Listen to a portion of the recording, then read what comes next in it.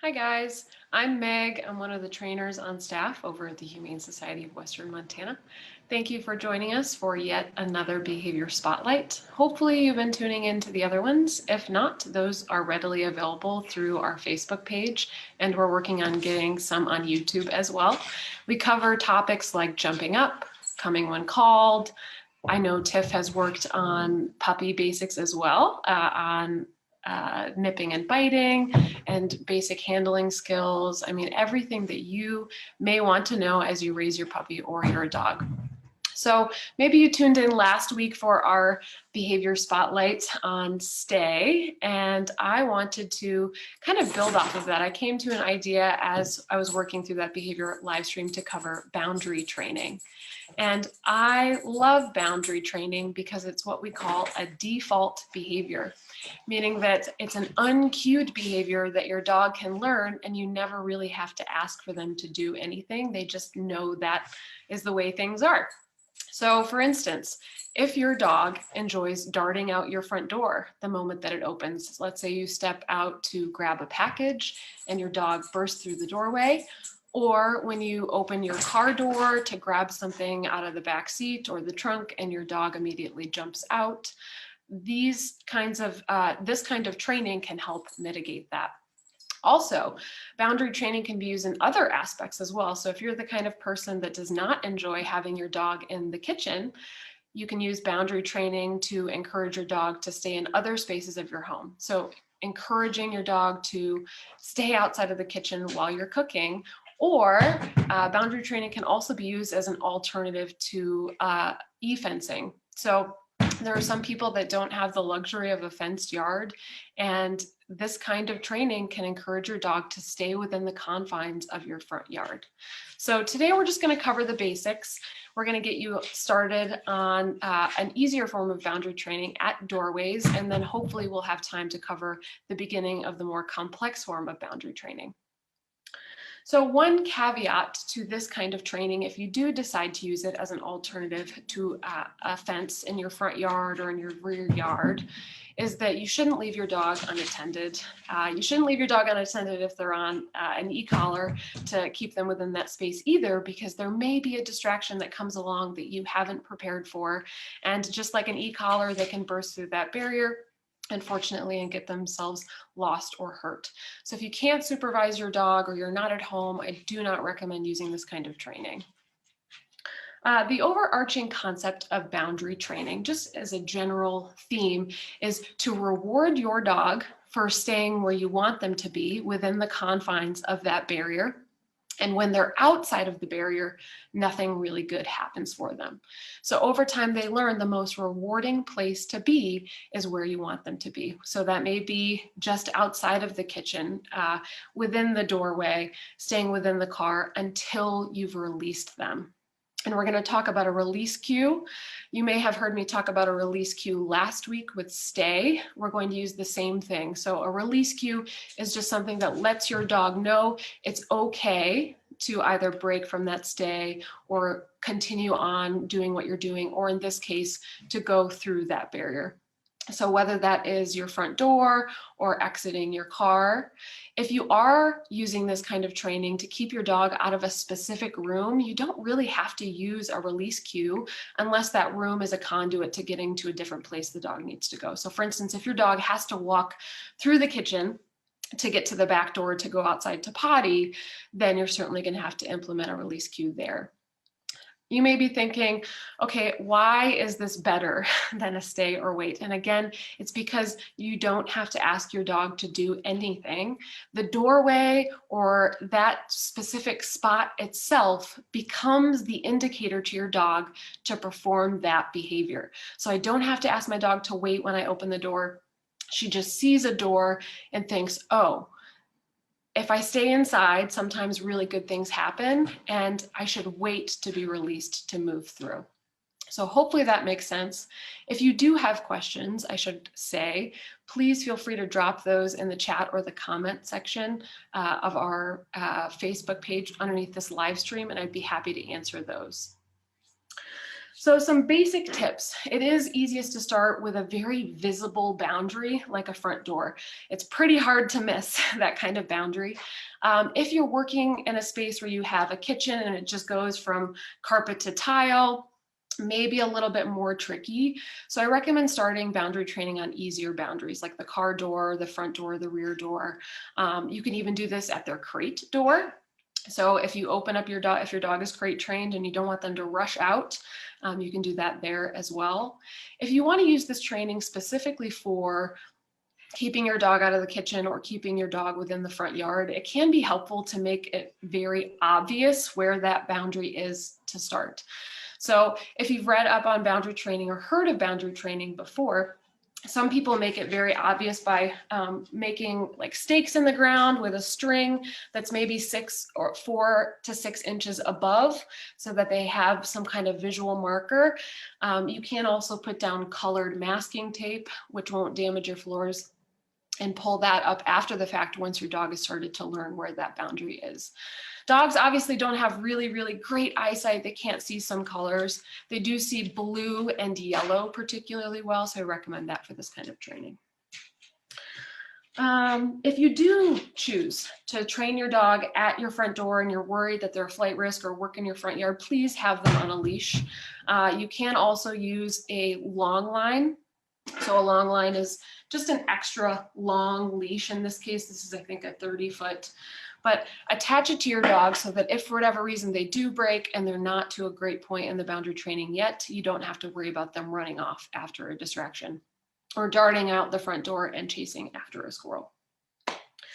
Consistency is key. So if you're using this kind of training to keep your dog out of a space like a kitchen, obviously you're not going to be able to boundary train your dog in one day. There's just too many things to take into account, like distance, duration, and distraction. And we're going to talk about that like we did with stay last week, and we need to make it easy on our dogs. Obviously, you don't want to have to train your dog all day, every day until they're boundary trained. So if you're working on keeping your dog out of the kitchen or out of a specific room, I recommend setting up a barrier like an X pen, or you could use a baby gate to prevent them access. There are some distractions that maybe you haven't trained for yet that are just going to be too tempting. If you want to keep your dog out of the kitchen and you're cooking steak, they're probably really going to want to come in the kitchen if it's only day 2 of boundary training. So preventing your dog from accessing that space until they're fully boundary trained. One last note before we really get hands-on, I know I'm talking a lot about boundary training, I just love it so much, is to always use your release cue. So get everybody in the family on the same page. If that dog is going out the front door and you've been working really hard on your boundary training, make sure that every member of the family is saying okay or free before they encourage the dog to exit. Otherwise, there's a lot of inconsistency. Your dog may think, oh, sometimes I can just run out, and sometimes I have to wait for a release cue. So it just makes everything easier for you and your dog and helps them know what those actual boundaries are. All right, so let's get started. I've got some X pens here. Obviously, can't put a car in my living room, and it's too cold. It's pretty warm here in Missoula today, but too cold to work on my front door here. So I'm going to manufacture kind of a fake boundary with an X pen. If you are practicing at home and you want to try this out with your dogs, if you're on a tablet or a laptop, feel free to set this up nearby a doorway and you can practice along with your pup. I also recommend, you're going to need quite a bit of food for boundary training, especially if you're doing a session longer than a few minutes. We're using a lot of reinforcement to encourage our dogs to stay within that space and make it as easy on them as possible. So I've got my dog's dinner ration in here. She's got about a cup of kibble or so. If you're working outside in a really high distraction environment, like in your front yard, I recommend using higher value treats. So things like boiled chicken, hot dog, or cheese, so that they're really motivated to engage with you and work on this kind of training when there may be all sorts of things going on outside. And you'll probably hear us talk about high value treats outside of the home pretty frequently. So I'm going to get this set up really quick. Let's see what I got here. And hopefully, this is my dog, Volta. If you haven't seen her before, she is a 3-year-old lab. And obviously, this is a new boundary for her. Hopefully, you can see that. And we're going to work on, you could just pretend, for instance, that this is your front door and you want to teach your dog to remain calm until released through. So we're going to start by staying close and paying our dogs heavily for being on the side we want them to be.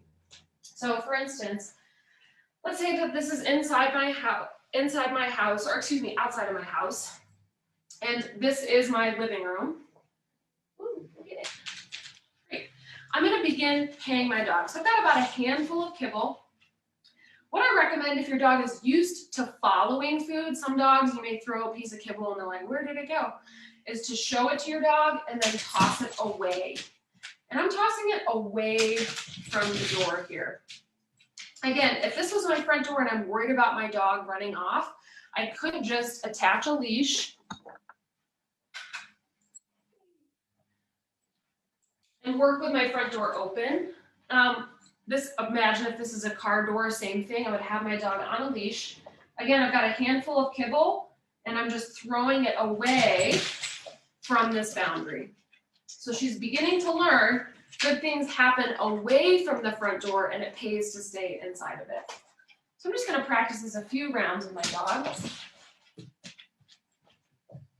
And I could be using what's called a marker word right now. So I love that my dog is inside of the boundary where I want her to be. So I could use the word good or yes in Volta's case to isolate, yes, I love what you're doing right here. Let's keep doing that. Again, I'm paying her for staying inside the house and not trying to rush out the front door. If my dog, for instance, did try to come out, she slipped on the floor, did try to come out and wasn't released, good girl, she's already doing it, came out the front door and she wasn't released, I'm going to wait and see if she chooses to go back inside of that boundary for about 10 seconds.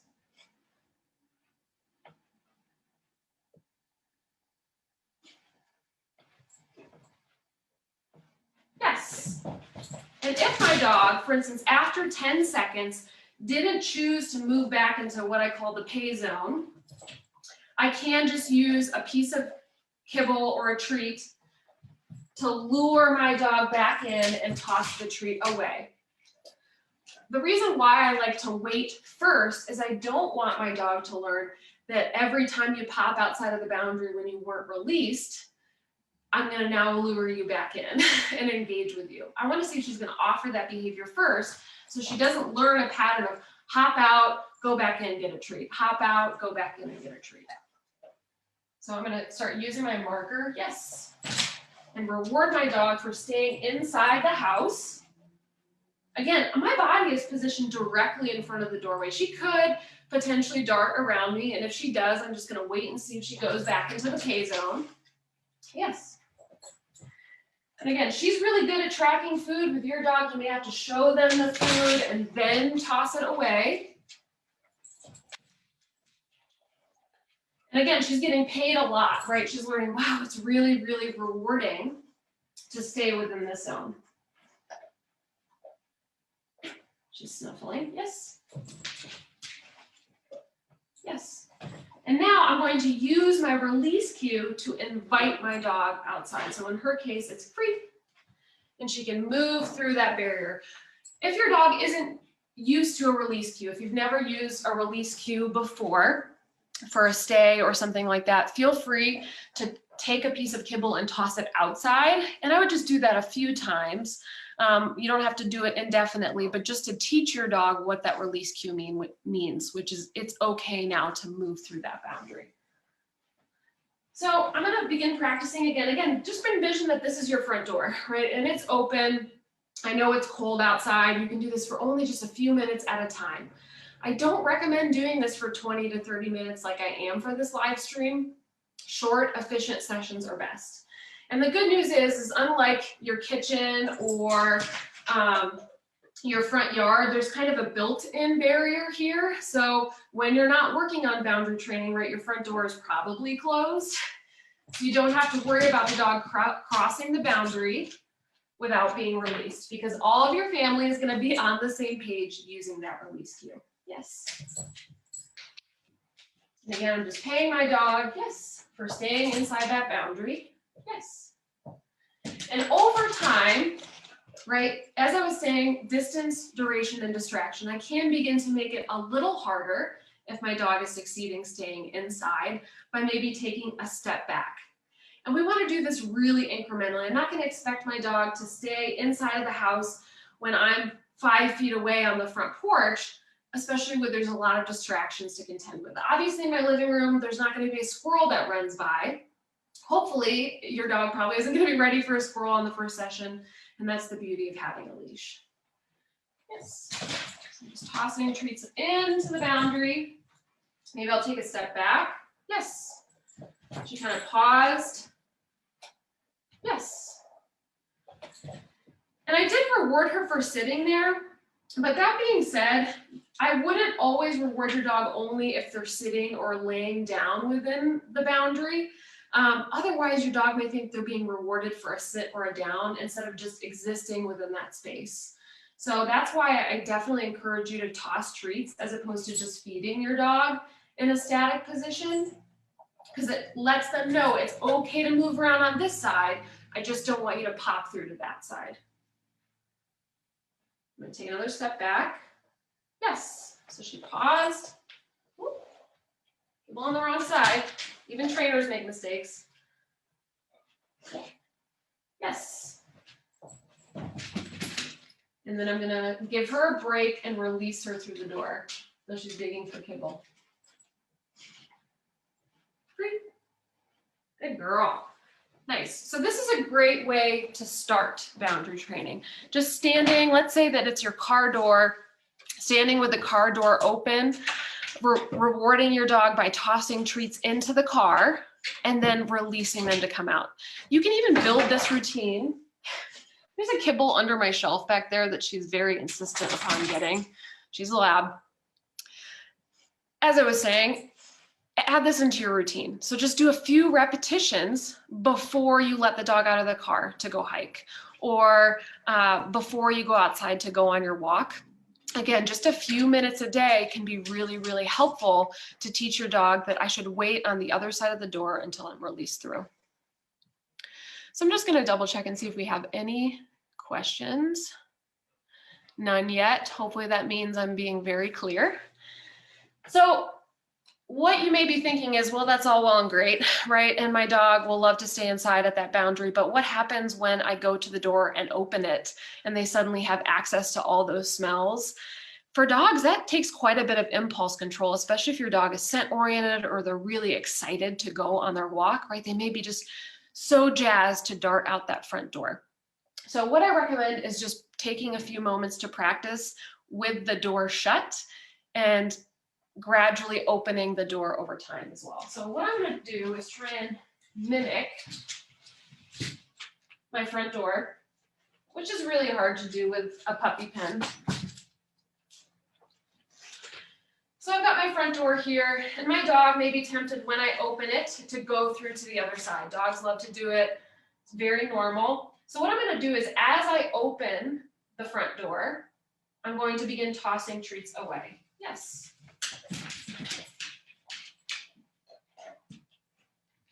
Yes. Yes. And then I may choose to close it again, which is fine. Give her a moment to snuffle those kibbles out. So my front door, again, this could be the handle. Just going to open it, yes, and toss a treat away from the front door into her boundary area, the pay zone. Yes.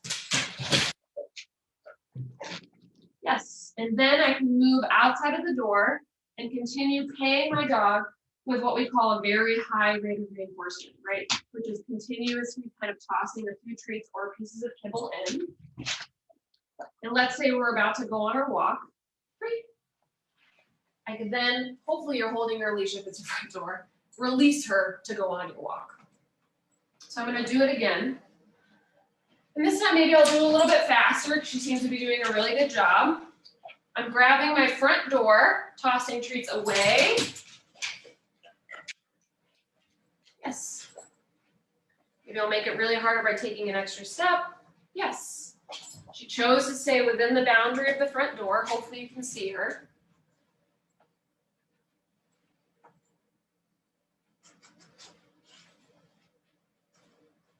I'll look for that last kibble. Oh, now we got one under the couch. Yes. Great. She's just so fixated on that one kibble. Excellent. All right. So hopefully this is a pretty straightforward demonstration of ways to begin getting your dog comfortable with boundary training. Again, I recommend starting with your front door, your car door, things that are very easily defined. And in fact, I experimented with Volta today prior to this live stream.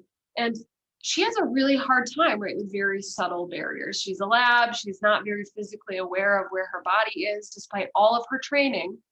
So you shouldn't expect this kind of training to happen all in one day. Double check and make sure we don't have any other questions. So great question. How could you stop the dog from exiting the car when it's a hatch? Oh, that's a pretty tricky one.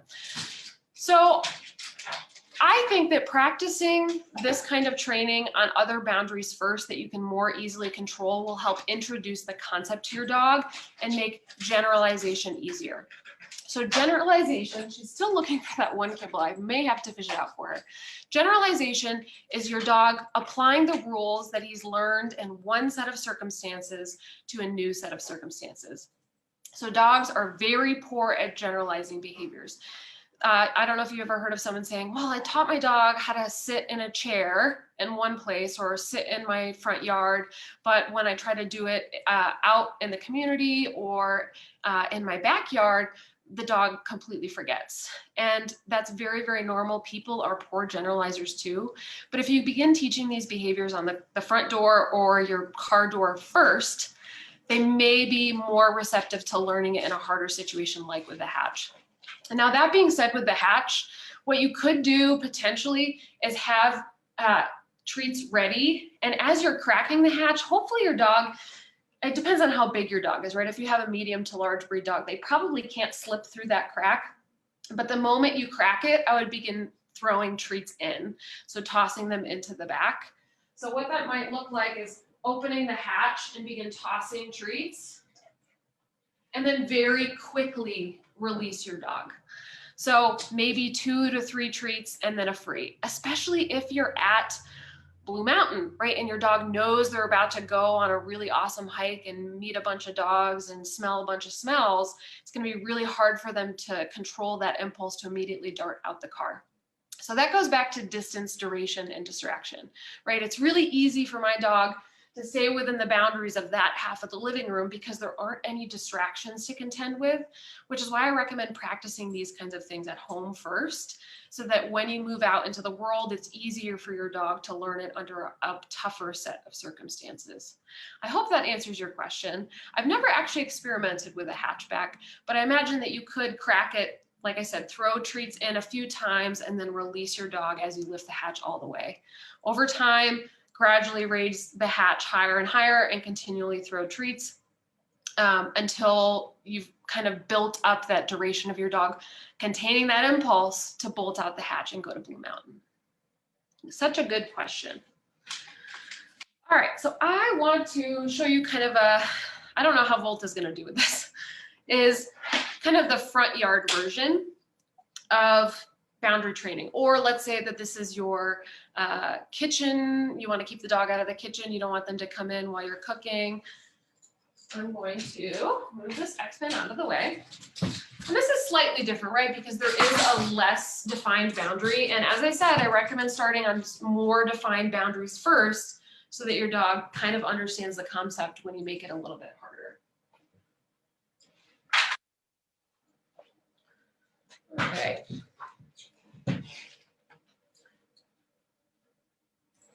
So, I don't know if you can see this line on my carpet. Probably should have tested that out first. Oh, you can kind of see it. But let's say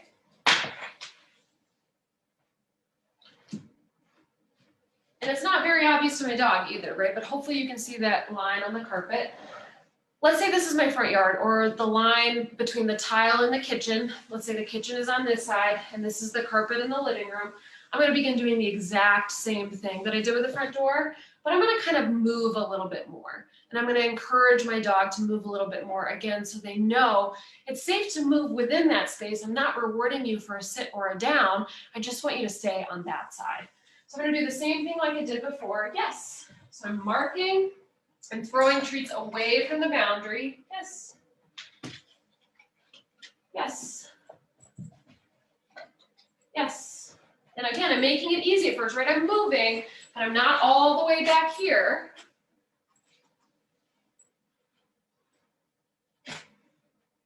She's going to have a kibble scavenger hunt later, I think. Yes. And if this is your dog, like your front yard, right, again, I recommend raising it 4 to 6 inches instead of having it flush with the ground, so it's a little more obvious for your dog. Yes.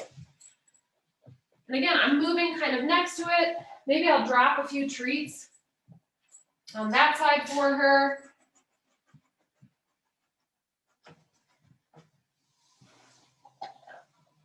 Harder to find on carpet than on other kinds of flooring.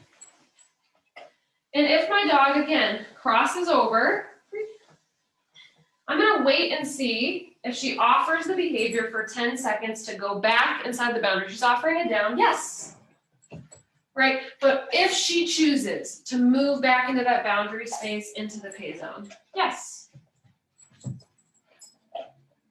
Yes. Here. Right, so again, she's being too good.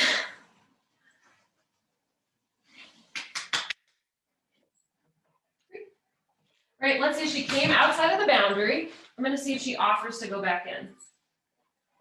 Yes, right, moving back into the pay zone. Yes. And again, I'm moving just a little bit, so I'm upping the distraction some. She's extra distracted because she has to snuffle the kibbles out on the carpet.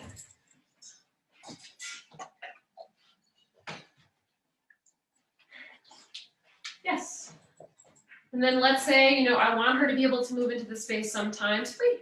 She can come on the other side with that release cue. Now this is all pretty basic, right? This is the beginning to boundary training. But what you have to think about, again, is all of those distractions you may have to contend with, like the steak cooking on the stove. Or let's say you're in the kitchen and you drop a piece of food on the floor. That may be really hard for your dog to control that impulse at that boundary. So you can begin manufacturing fake things like that by adding in funny movement of your body, by moving farther away from the boundary so that your dog has to be comfortable with being farther away from you. Most dogs, when you're training, right, want to be directly in front of you because that's where we often ask for skills.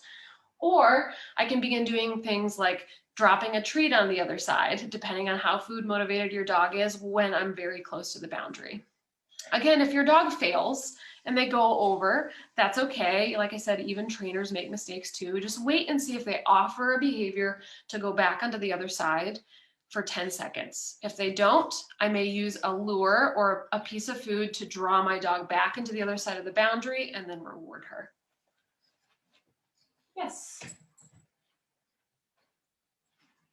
There you go. And again, I'm making it kind of hard. Yes. Oh, she went over. Bad mark. So she went over with her front paws. So maybe I'll make it easier by moving closer. Yes. Now all 4 feet are on that side.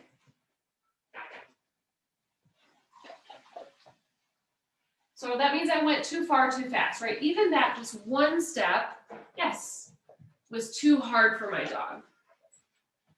Yes.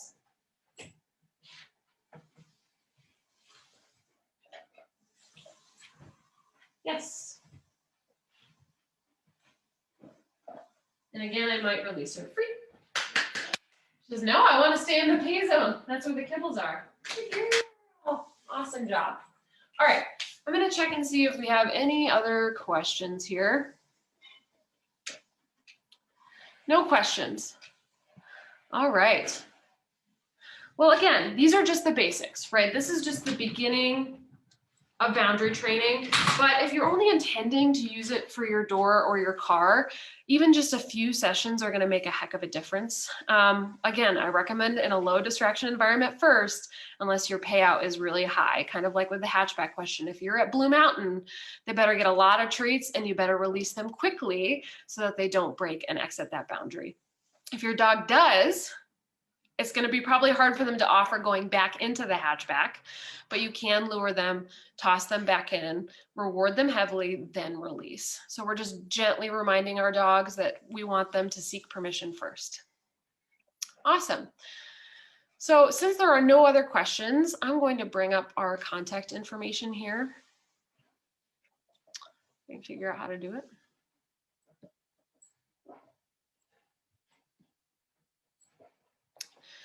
Well, thank you for joining me into this kind of very brief foray into boundary training.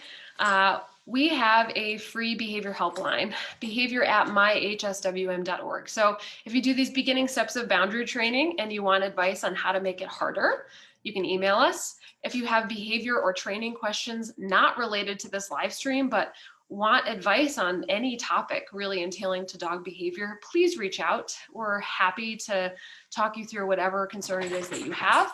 We're going to continually offer behavior spotlights Wednesdays at 6 p.m. for the foreseeable future. Probably until mid-March when things start warming up. Thursdays at 6 p.m. is puppy class. So Tiff and her puppy Paya are illustrating a ton of useful skills and ways to help socialize your puppy. Like tomorrow, I believe she's covering socializing with other dogs, which is a very, very important topic. Socialization is absolutely pivotal for puppies. If you did miss a session, like I said at the beginning, a lot of those can be found through our Facebook page, and some of them are currently up on YouTube, especially for more common topics.